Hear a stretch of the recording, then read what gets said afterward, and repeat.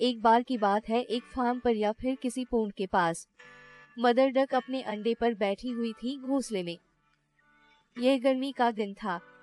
धीरे धीरे एक एक करके उसके सभी अंडे फूट गए। तभी बत्तों ने कहा, क्वैक क्वैक, पर एक अंडा नहीं टूटा। डबवर्स से चलता हुआ दादाजी डक ने सभी क्वाकिंग सुने और मदर डक के पास गए। मदर डक ने उस अंडे के बारे में बताया जो हैच नहीं हुआ। दादाजी डक ने सोचा कि अंडा टर्की के अंडे जैसा दिख रहा था। Quack quack quack. कुछ दिनों के इंतजार के बाद वो बड़ा अंडा भी फूटा। माँ बत्तख को ये दिख रहा था कि उसका बच्चा दूसरों से अलग था। यह बड़ा सफेद और बेजार दिखता था। मदर डक को यकीन था कि बत्तख का बच्चा दूसरों जैसा होगा। मदर डक और डकलिंग तालाब में तैरने गए थे और बदसूरत बत्तख का बच्चा दूसरों से बेहतर तैर सकता था। डबवर्स से चलाया गया। तैरने के बाद मदर डक बत्तखों को फार्म यार्ड में ले गई। फार्म के जानवरों ने उस बदसूरत बत्तख के बच्चे को देखा और उससे बहुत अनहोनी थे। उन्होंने उसे बताया कि वो बदसूरत लगता है और वह दूसरी बत्तखों की तरह नहीं दिखता। उगली बत्तख बहुत दुखी हो गया। Quack quack quack. Mother duck दूसरे जानवरों से नाराज थी और उनसे बदसूरत बत्तख के बच्चे को अकेले छोड़ने को कहा। मदर डक ने बताया कि बदसूरत बत्तख का बच्चा अच्छी तरह तैरता है और कुछ दिनों में अन्य बत्तखों की तरह दिखने लगेगा। दिन बीतते गए और मदर डक की कोई बात नहीं सुनी, लेकिन खेत के जानवर अभी भी उस बदसूरत बत्तख का मजाक उड़ाते रहे। दूसरे बत्तख भी उससे मतलबी थे और उसके साथ नहीं खेलना चाहते थे। बदसूरत बत्तख का बच्चा बहुत दुखी महसूस कर रहा था और वह अब खेत में नहीं रहना चाहता था। एक रात वह भाग गया। वो बहुत दूर तक चला गया और एक जंगली दलदल में सो गया।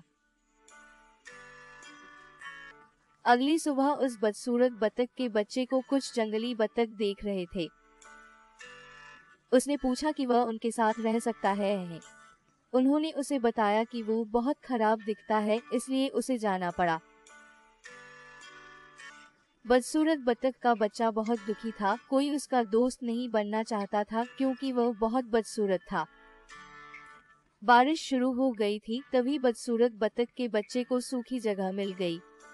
उसने एक पुराने घर के बजरे के नीचे छावनी ली।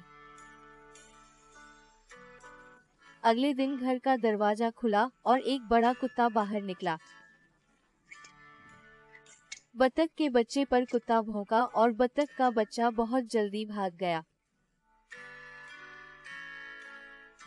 दिन बीतते गए और सर्दियां आ गई। बदसूरत बत्तख का बच्चा बहुत ठंडा हो गया था। वह तालाब के पास अकेला रहता और लंबी घास में घर बनाता था। मौसम ठंडा था। अंत में वसंत आया और सूरजयुक्त दिन आए। तालाब पर एक दिन बदसूरत बत्तख ने 3 खूबसूरत सफेद हंसों को तैरते हुए देखा।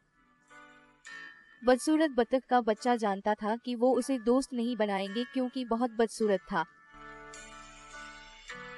और 3 हंसों ने बदसूरत बत्तख का बच्चा देखा और तैरकर उसके पास आ गए। डबवर्स से चलाया गया। बदसूरत बत्तख का बच्चा उनसे पूछा कि जब वह बत्तख था तो उन्होंने स्वान क्यों कहा।